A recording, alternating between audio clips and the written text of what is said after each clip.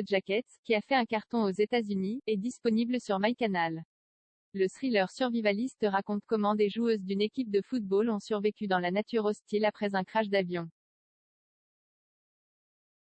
Derrière cette fiction se cache une vraie histoire, celle du drame de la Cordillère des Andes où les joueurs d'une équipe de rugby ont dû manger les restes des cadavres pour survivre dans la nature après un accident d'avion. Difficile de ne pas penser au drame de la Cordillère des Andes devant le thriller survivaliste signé Showtime Yellow Jackets, créé par Ashley Lyle et Barney Carson, Narco. Porté par Christina Ricci, Sleepy Hollow, la famille Adams, et Juliette Lewis, tueur né, les nerfs à vif, la série disponible sur MyCanal depuis le 3 mars raconte comment des lycéennes d'une équipe de football ont survécu à un crash d'avion dans une région sauvage du nord des États-Unis.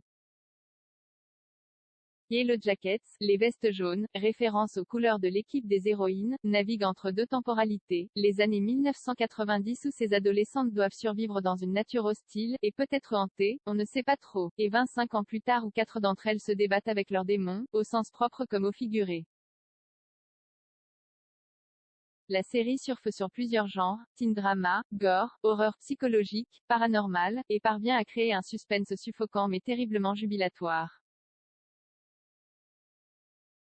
Yellow Jackets sème le doute entre le paranormal, la folie, l'hallucination si bien que le public adhère au récit sans se poser de questions. Les jeunes filles vont-elles finir par s'entretuer? Manger les restes des cadavres pour survivre? Certaines d'entre elles sont-elles possédées? Alors que la série suggère l'anthropophagie sans le montrer, peut-être en saison 2, il suffit de faire un détour par l'histoire du vol Fuerza Aérea Uruguaya 571 pour imaginer comment ces jeunes filles ont pu s'en sortir et pourquoi elles ont scellé un pacte de silence. Vous devenez très intelligent quand vous êtes en train de mourir, le parallèle saute aux yeux et les créateurs de la série ne cachent pas s'en être inspirés.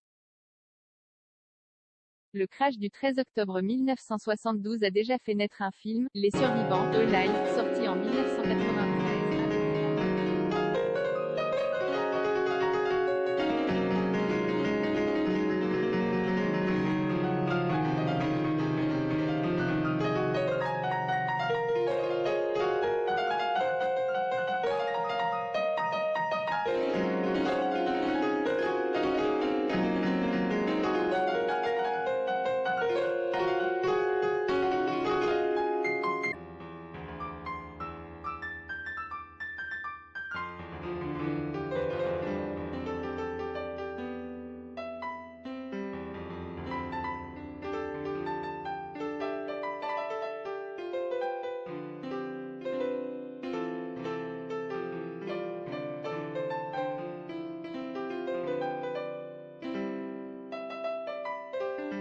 What can crash in the end inspired my calling to save life, 2017.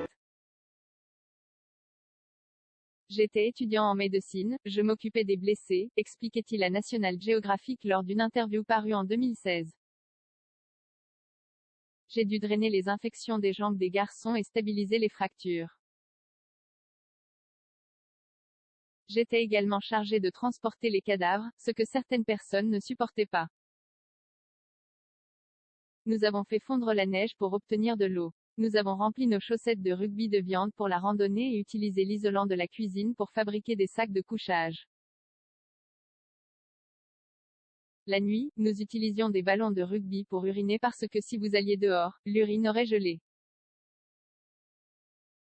Vous devenez très intelligent quand vous êtes en train de mourir, l'équipe pour la survie dans cette interview, il avançait qu'il ne s'agissait pas de cannibalisme, qui implique d'avoir tué la personne avant de la manger, mais d'anthropophagie.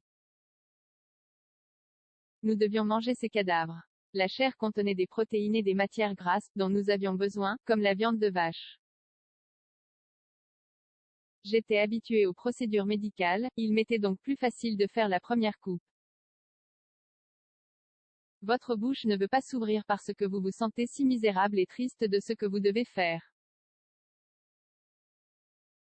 Pour lui, ils n'ont pas survécu grâce aux cadavres mais parce qu'ils ont fait équipe entre survivants, comme dans Yellow Jackets. Dans la série, toutes les adolescentes qui ont eu le malheur de s'éloigner de la horde n'ont pas survécu ou ont fini très mal en point. L'une voit son visage arraché par des loups, une autre explose dans un vieux coucou abandonné qu'elle tente de piloter, une troisième meurt de froid. Si on se doute qu'elles finiront, à l'approche des gelées, par se nourrir de cadavres, la première saison garde le mystère. Mais le non-dit de la transgression les rattrape toutes violemment. Vivement la saison 2.